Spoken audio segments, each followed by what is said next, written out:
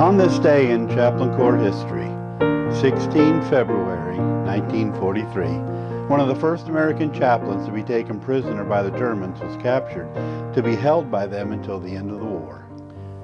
That chaplain was Eugene L. Daniel.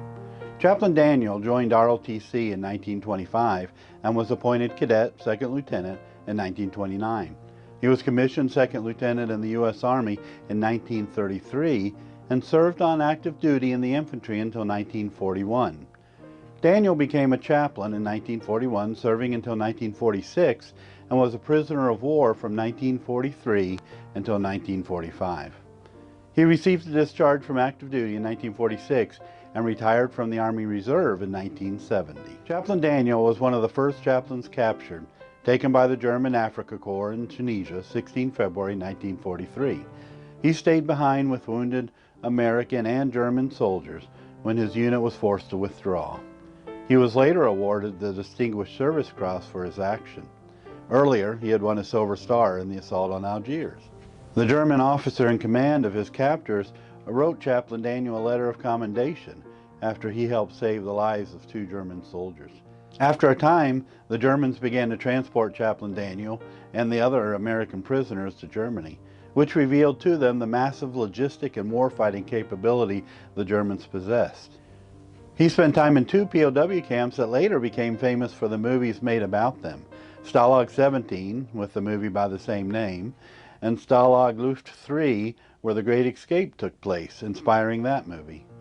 Once at what would be the first of many POW camps Chaplain Daniel was housed at, he became more familiar with life as a POW and what they might receive from the Red Cross and the YMCA.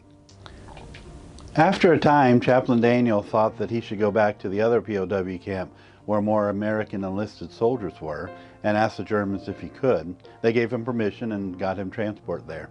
He was later transferred to Stalag Luft 3. Chaplain Daniel spent 26 months as a POW in Germany. During his captivity, he was allowed the freedom to preach and minister to American and Allied troops. As you can imagine, Chaplain Daniel had a lot of opportunity to minister to the other prisoners and took advantage of every one of them. Written before his release from his German captors, his Distinguished Service Cross citation reads, "The President of the United States of America, authorized by Act of Congress, July 9, 1918, takes pleasure in presenting the Distinguished Service Cross to First Lieutenant Chaplain Eugene Louis Daniel, United States Army, for extraordinary heroism in connection with military operations against an armed enemy while serving as chaplain with the 168th Infantry Regiment, 41st Infantry Division, in action against enemy forces on 17 February 1943 in the vicinity of Mount Lesota, Tunisia. During the withdrawal of the infantry battalion to which he was attached, Chaplain Daniel assisted in carrying litters bearing our and enemy wounded. When the withdrawing column became surrounded by the enemy and it was impossible to carry the wounded further, he directed the litter bearers and first aid men safely through the enemy lines and then returned to the wounded men to administer first aid, even though he knew this act meant certain capture or possible death. Chaplain Daniel's acts were entirely voluntary, and the bravery and heroism displayed reflect the highest traditions of his Corps. He has been missing in action since this operation. In a very dramatic way, probably more dramatically than any of us will ever experience, Chaplain Daniel, even when his life was in danger and his freedom at risk, was able to nurture the living, care for the wounded, and honor the dead.